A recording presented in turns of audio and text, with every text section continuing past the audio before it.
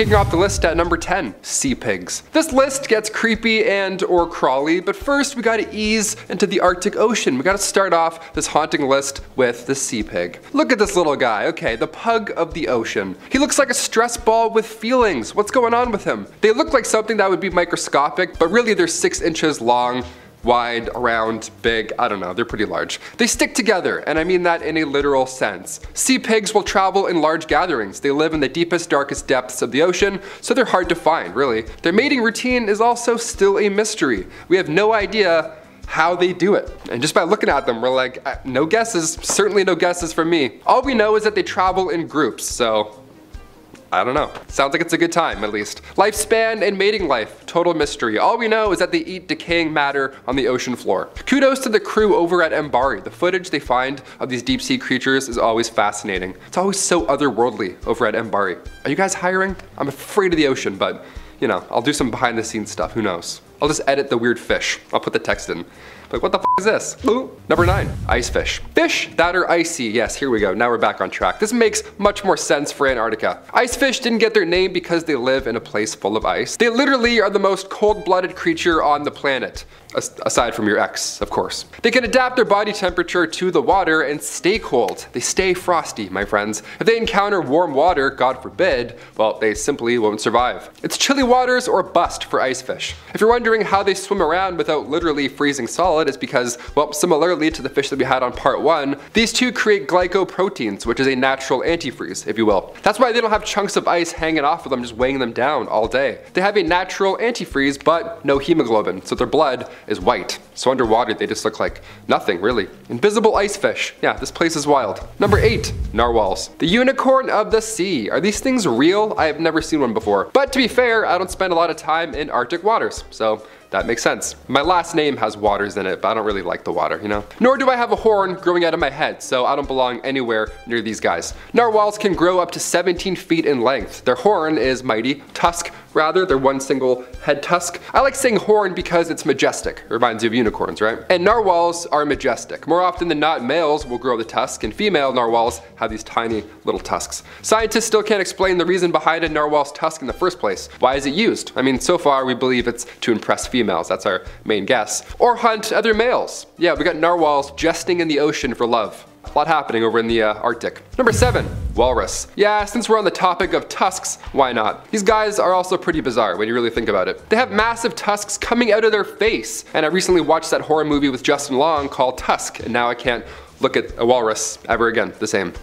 These Arctic creatures have some odd patterns. Their abilities are also extremely underrated. Their tusks can reach 3 feet and they use them to hoist themselves out of the water. Yeah, they bite into the ice and then pull their fat bodies out. I can't even bite ice cream. Imagine using your teeth to get out of the ocean. Ugh, that's athletic, man. Walrus can also slow their heart rate down in order to save energy. That's also pretty neat. They have fantastic abilities to adapt, but humans, we almost sent these beautiful creatures into extinction. Classic. Classic humans just getting involved, wanting to take a look. Walrus hunting is now illegal for the most part, aside from a few areas, so these blubbery boys still have a fighting chance. But historically, a walrus have never attacked a human ever, so don't be afraid of them. They don't want any beef, just fish. Number 6, snailfish. Another fish, another fun fact. There's around 400 types of snailfish in the frigid depths of the Arctic. The frigid depths of the Arctic. Why'd I write myself tongue twisters. Now of course there are many that haven't even been discovered yet, which is always fun. Thankfully we have researchers take on these daring expeditions, like The Secrets of Antarctica, for example. This documentary is breathtaking and it's on YouTube for free. It was released back in 2019 on Track's official page. In this documentary, scientist Andrew Stewart finds a new species of snailfish. Yeah, spoiler alert, but had to include it. Now you want to take a look. He said the discovery is beyond words. Yeah, more than fair. Look at this thing. I wouldn't know what to say. He's a squishy tadpole looking rubbery fish. He looks quite sad. And to be fair, when you live 700 meters below in freezing cold water and you don't have much company, yeah, I'd be sad too. That is until Andrew Stewart came along and introduced you to the rest of the world. Now we know what this thing is. Massive eyes, unique color patterns. Not everything down there is terrifying. Just most things, I guess. Number 5, feather star. Scientific name is Promicocnerus gurgulenus. That's, I tried 17 other times, but we had to cut it out, so that's the best I could do. We'll call it Feather Star. Feather Star is a little bit easier today. And dare I say, that name is quite fitting. Look at him go! He's like a mop head with feelings. He is on a mission. The Feather Star was discovered during the Challenger expedition way back in the early 70s. They're too fast. I mean, like, they're not fast, but they can really move around for what they are. 5 centimeters per second. That's pretty fast for an ice-cold crinoid. There's 3 main parts to this fantastic brush. There's the stem, the calyx, and the arms. Now these guys, they self-repair their body parts, which is just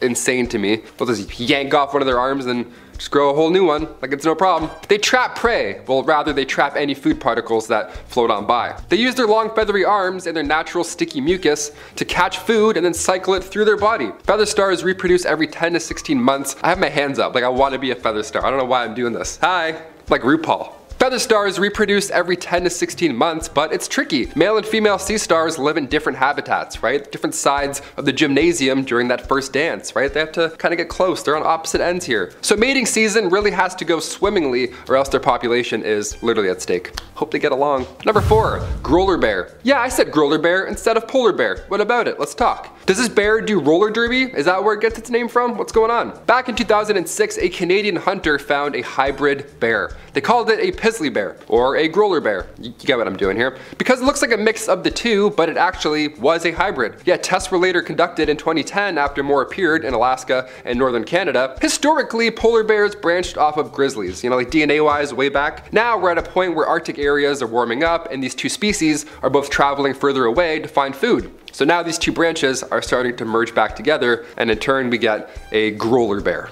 Which is just fun to say, a GROLAR bear. Number 3, Arctic octopus. I watched my octopus teacher last week with Olivia, and we both bawled our eyes out. That was a great fun time. That was good. That was a nice date. I didn't know I could get so attached to an octopus. These little guys are fascinating. They dream. They use shells as tools and like shields. They can camouflage. They have 9 brains, 8 arms, 3 hearts, and hundreds of suckers, and 1 life. I don't know why I added that at the end. I didn't even add that. I was like, oh, we need a 1 here for this list. And Arctic octopus survive in sub-zero temperatures by using a blue pigment in their blood. They use a natural protein called hemocyanin. They oxygenate their bodies and they adapt to harsh environments, and most importantly, they're really cute. Yeah, look at this little guy. Their appendages are all tight. It keeps it warm and keeps it cozy. That's great. Little arms. Oh, I can't even look at him. He's so cute. Get him out of here. Get that guy out of here. I want to poke him. Number 2, basket stars. This next one here is truly a basket case. The basket star, scientific name Gorganocephalus, sounds like a Harry Potter villain, does not look like any type of sea star that we've seen before. Basket stars are brittle stars. They can crawl with these lanky, long appendages. I mean, I would definitely know. This one here was found at 500 meters below sea level, just walking around like haunted hay, just taking its time, just drifting along. It could also feed by floating along the surface of the water, so next time you take an ice cold dip, watch out you don't run into one of these. Keep your mouth shut when you're swimming, or else you'll get one of these brittle, fuzzy things in your mouth. Gross. And coming in at number 1, pile of bones. Look, I know this isn't a creature per se, but it's too interesting to leave out. Antarctica is another planet. That place looks like Hoth sometimes, especially in 2016. A team of researchers were working on James Ross Island and they stumbled across 70-million-year-old fossils. Yeah, what a find. Ancient sea creatures, ancestors of ducks, this thing was a loaded pierogi of history. Researchers have also recently found that 75 million years ago, wildfires were once ripping through Antarctica. How wild is that? Dinosaurs and wildfires. Yeah, a little different than today's Antarctica, just a tad. Most ancient wildfire evidence has been found in the northern hemisphere, so to find the burnt remains of coniferous trees like charcoal fragments in Antarctica, it reminds us that once upon a time Antarctica was once fresh when it separated from Gondwana. It was isolated, it was ice-free, most importantly, and it was full of volcanic activity and high oxygen. Tectonic plates were running wild during the Cretaceous period. This was a wild time. Antarctica sure is barren now, but oh boy, are we lucky that's the case? Scary dinosaurs and fires. No thank you. Number 10, hidden lakes. So it took working at a champagne restaurant to find out that salt water doesn't freeze. Well, it does, but at very, very low temperatures. We used to use it to hyperchill wine that was in storage because salty water can get colder than 0 degrees Celsius without freezing. The saltier the water, the colder it gets because salt lowers the freezing point because it interferes with the water molecule's ability to form crystals, which is at least one reason why Deep Lake in Antarctica has stayed liquid for millions of years. It sits 55 meters below the sea level and the salinity of the water increases as it gets deeper. Despite temperatures reaching minus 20 degrees Celsius, the lake remains in a liquid state, though entirely uninhabitable, or so they thought. Scientists uncovered at least 4 microbe species living in the water, but that's about the only thing that can. Because the water can reach much colder temperatures than the sea, even penguins wouldn't survive for long. They have been caught swimming in it, but it would feel to them what it feels like for us jumping into an icy lake for a polar dip. You know, if they stay too long, it would probably kill them. How the lake formed exactly still has scientists baffled, but they're probably, but let's be honest, they'll probably figure it out. Number 9. Rock bottom. A little over a year ago, scientists camped out in the middle of the Filchner-Ronne ice shelf for nearly 3 months. Why? All in the name of science. Yeah, we're getting cold. Geologist James Smith from the British Antarctic Survey slept in a tent. Who does this? Why do you choose to do this? James Smith, apparently. Here we go. He flew 5 hours out to this ice shelf. Him and his team had to melt 20 tons of snow in order to pour hot water through this ice shelf for 30 hours straight. When the team lowered their gear down through this 3,000 feet of ice, they couldn't get a sample of sediment from the ocean floor because they hit a boulder. I mean, the odds here alone, the entire seafloor is basically flat and they end up hitting this thing. At first they were frustrated, but this boulder that is 160 miles away from daylight is home to microbial malts, these alien-like sponges. These cylindrical sponges, possibly hydroids. I love seeing scientists get jazzed about stuff. They're like, oh, this rock had absolutely no business being here. Like, guy, you just melted through ice for 20 hours in the middle of Antarctica. I feel like it's the other way around. Imagine if those sea sponges could talk. They're like, oh, of all the spots, really? Please close that. The first shred of light and it's just a big GoPro coming at them. They're like, what is that? Number 8, emperor penguins. They're as glorious as their name hints towards. I remember watching Happy Feet a lot growing up. I was really into penguins and tap dancing for a hot minute there. That movie changed the game. The main penguins here, they're all emperor penguins. Robin Williams' character, Lovelace, he's a rock hopper penguin with the cool, the fluffy eyebrows. The other guys are all emperor penguins. The colorful orange necks, the OG characters, they're all beautiful. They're the largest penguins on the planet and their breeding habits set them aside from the rest. Once the female lays an egg, I'm not gonna do sound effects for this whole process. I don't know why I did that. That's so stupid. Once the female lays an egg, she'll leave it with her mate for an incubation period, but she'll walk over 50 miles to the ocean just to get food. The mate has to fast for around 100 days just waiting for his next meal. Once in the water, these emperor penguins really go for it. They soar. They can dive up to 2,000 feet, which is far deeper than any bird in the animal kingdom. And they can hold their breath for around 20 minutes, which is incredible. Longest I've gotten is 3 minutes, but I'm coming for you, Mumbles. Number 7, chinstrap penguins. Okay, from happy feet to slappy feet. Chinstrap penguins are the most aggressive of the penguin family. They're crazy, these guys are nuts. They're tiny, they have to be aggressive. Look at them. They only grow up to 30 inches in length. They're so tiny, but again, they're so aggressive. They only grow up to 30 inches in length, so they have to be, These ones don't tap dance, they actually crump battle you. Yeah, they embarrass you in front of you and your kin. Chinstraps are small and quick because their diet requires them to be. With krill waiting 50 miles offshore, chinstrap penguins have quite the commute. Their thick skin is also quite literal. Their blubber keeps them warm during these long commutes. As long as no leopard seals show up, their commute is pretty smooth sailing. Number 6, the sea spider. Okay, we had a few ha-has with the penguins, now it's time to get weird. Now we know why we're here. The sea spider, thankfully, is not an actual spider. It just looks like one, kind of like Daddy Longlegs. This is a Daddy Coldlegs. It's a marine arthropod, and the reason it's so haunting to look at is because of polar gigantism. Many species have this. Their climate being so harsh, lack of nutrients, lack of sunlight, friends, family, etc. Scientists believe it's because sea spiders have slowed down their metabolism, so much so they require a small amount of oxygen to survive. So over time, the oxygen around these sea spiders turn them into like Captain America. They just juice them up. They take on way more than they're adapted to. And in turn, we get giant, terrifying sea bugs. Nice. Number 5, scale worms. Upon first glance, again, scale worms look microscopic. They look like tiny bacteria that are covered in scales. Hairy, weird, gross scales. They're pretty horrifying to look at. These guys are actually 8 inches long on average, so they're not tiny at all. This is what they really look like. The Antarctic scale worm is covered with elytra, these natural bristles, but the most distracting feature here has to be its mouth thing, yeah. This part on its mouth can literally fully retract. It can go inside out, yeah. It can suck its own mouth inside of its body, and then when it's time to eat, it pops out and then claws its prey to pieces. Horrible. I saw a video of it, I almost threw up. We went from happy feet to retractable mandibles. Cheers, that's how we do it here on MA. Number 4, glass sponges. Antarctic glass sponges. They don't get their name because they're translucent, they get their name because their skeletons contains silica, which is a literal component of glass. How neat is that? Back in 2013, a massive discovery took place. Scientists figured out how these glass sponges grow in size. Well, they figured out that they do grow in general. As our ice shelves slowly disappear, the numbers of glass sponge sightings, they increase. They don't hunt down prey at all, obviously. They spend their entire life quite still, just eating the leftovers that happen to drift along their merry way. Their food was so sparse as well, for a long time it was fully believed they couldn't possibly grow, because what would they possibly eat? The more we learn about glass sponges, the better, because these little guys tell us a lot about climate change. We're like, how is it happening? What's going on? Nothing's happening. They don't talk much, they're really quiet, they don't have mouths or eyes. Number 3, the springtail. Also known as the elephants of Antarctica, springtails are hexapods. They're exclusively land animals, whereas penguins, they sometimes, bop and swim. These guys are only on land. They're tiny as well, they measure up to about 1 millimeter on average. They look like earwigs almost. Ice earwigs that eat bacteria. Horrible. They got a big old butt too, so you're probably gonna notice if you see one walking by. They live on average 1 to 2 years, and they produce glycerol, which helps them, not freeze to death. That always helps. Antarctic springtails live longer than springtails in other parts of the world because the frigid temperatures, again, slows their metabolism down so much they can just survive off basically nothing. They're not immortal, but as far as ice insects go, they're close. They're pretty mighty. Small but mighty. Number 2, the HOFF crab. When these creatures get their names, it's often in relation to their appearance or their super ability. The immortal jellyfish ages in reverse. The glass octopus is otherwise see-through. The HOFF crab gets its name because it looks hairy, like David Hasselhoff. He's hairy as well. Yeah, David Hasselhoff just tweeted the HOFF crab with this photo. So random. Imagine following him and you see this, you're like, what's going on? Why? We love it.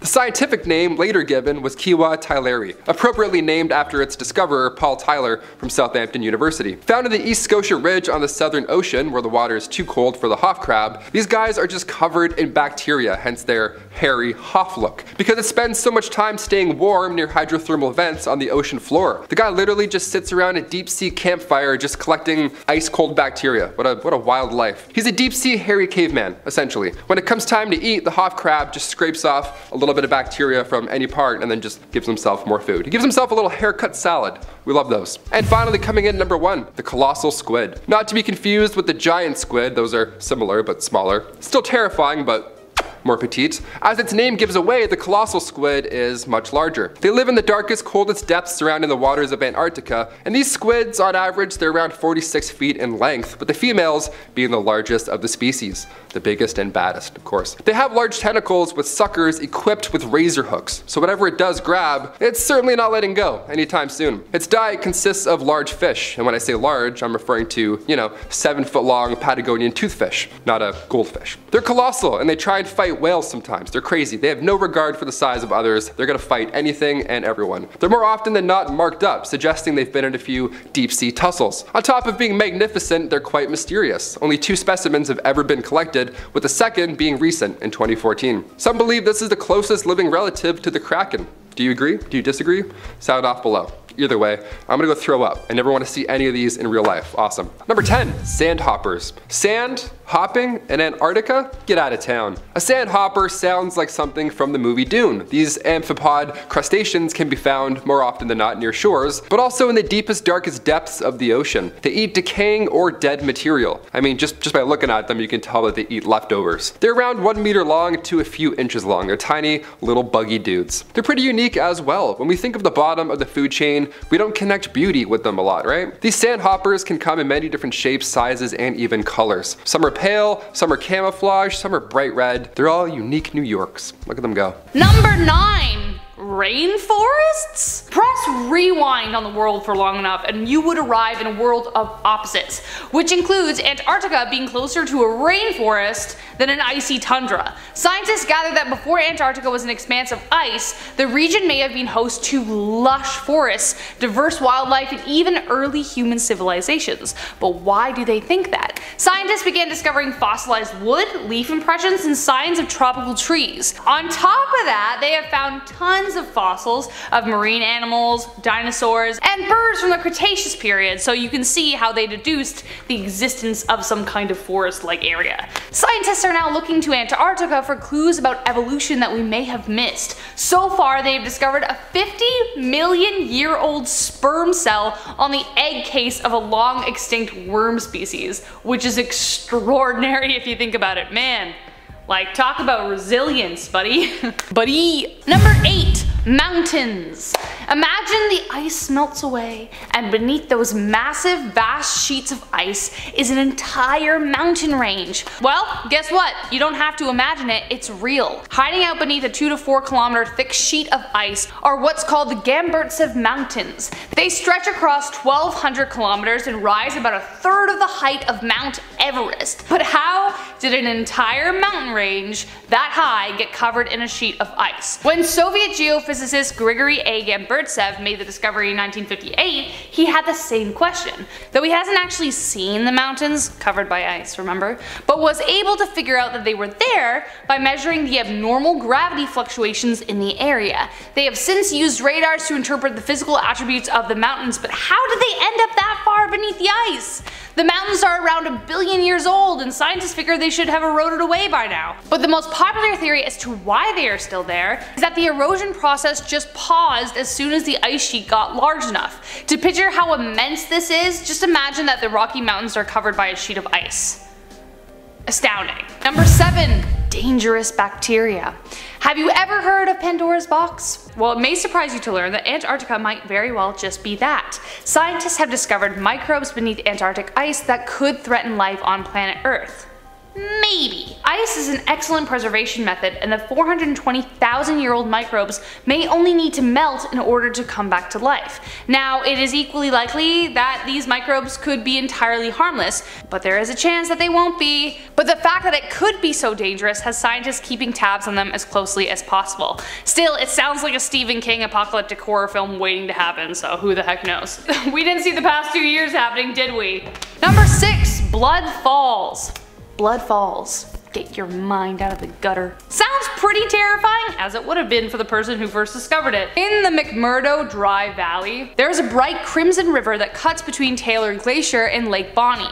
It looks like someone went to town on their dinner and just let the bodies drain into the water, but thank goodness there is a scientific explanation. Beneath the glacier there is a very briny lake that was cut off from the atmosphere and is 3 times as salty as seawater, meaning, as we know now, that it can't really freeze, but it can, I guess, at a very low level. At first, it was suspected that a kind of red algae had infiltrated the glacier, causing the vibrant red hue, but in actuality, the briny lake is incredibly high in iron, and since it was cut off from oxygen for millions of years, the red color is a product of the reaction the water has to the oxygen and the sunlight from the atmosphere. The iron in the water oxidizes and rusts, like your car, which brings out the vibrant red illusion that is Blood Falls. Number 5.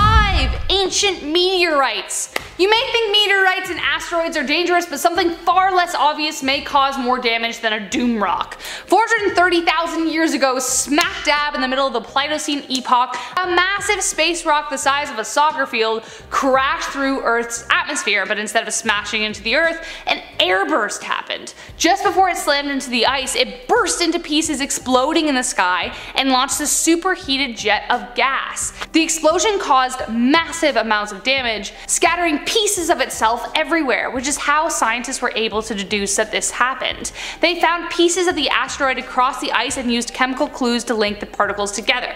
They were also able to determine that the force of the blast was about, get ready, 1,000 times stronger than the nuclear blast at Hiroshima, and that destroyed an entire city, so imagine what would have happened if that happened today. Number 4. Oil guzzling fungi. So we mentioned that there might be a world-ending microbes beneath the ice, but there also could be something that saves it. A unique kind of fungi has been found beneath the ice gorging on petroleum. What on earth could that possibly be used for, you ask? Well, if these fun little guys these fun little guys love eating oil so much, then imagine how happy they'd be to dive into, let's say, an oil spill. They were first encountered when scientists came upon fuel containers left by explorers and immediately began studying them. Fungi don't usually just flourish at parties, they flourish in warm wooded regions, but perhaps the fungus that used to thrive in the rainforests we mentioned, they evolved to thrive in the icy barren conditions as well. So cool. We could learn so much about evolution that way. Number 3, top 3, singing ice. Yup, the ice is singing. After scientists installed seismic sensors in the ice to measure its behavior, they discovered a mysterious song. Well, more like a massive ice drum. And it sounds like this.